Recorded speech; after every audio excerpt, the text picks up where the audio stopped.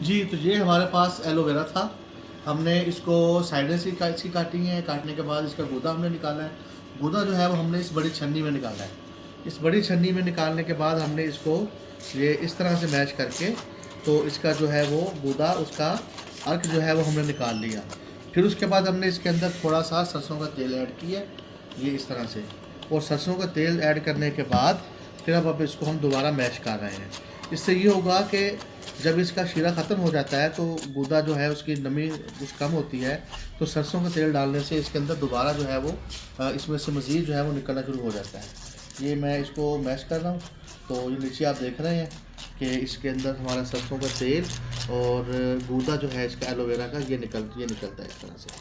اور یہ اس کو اگر ہم بالوں پہ لگائیں، اس کو ہم سکن پہ لگائیں، اگر کسی کو الرجی ہے، خارش ہے، یا جسم پر کسی حصے پر کوئی داغ وغیرہ ہے، تو اس کے لیے یہ بہت اچھا ہے۔ لیکن میں اس کو جو ہے استعمال کروں گا وہ بالوں کے لیے۔ تو آپ کو پتہ ہے کہ میرے بال بہت لمبے ہیں، عام نارملی جو ہے مردوں کی نسبت میرے بال زیادہ ہیں، تو زیادہ جو بال لمبے ہوتے ہیں اگر ان کی کیئر نہ کی جائے تو بال گرتے بھی ہیں اور دو منہ میں بھی ہو جاتے ہیں، اور سردی کے موسم میں سر میں خشکی بھی ہوتی ہے۔ تو ایلو ویرا اور سرسوں کا تیل جو ہے یہ آپ کے ایک تو خشکی کو ختم کرتا ہے، دوسرا یہ ایک بہت اچھا ٹونک ہے کہ جتنے بھی شیمپو آپ کے پاس ہیں یہ ان سے زیادہ آپ کے سر کو صاف کرتا ہے، آپ کے بالوں کو صاف کرتا ہے، ان کو شائن بناتا ہے۔ تو یہ ہمارا آج کا جو ہے وہ گھریلو ٹوٹکا ہے، اور چھٹی کا دن ہے، ہم اس کو آج بنا رہے ہیں اور انجوائے کر رہے ہیں۔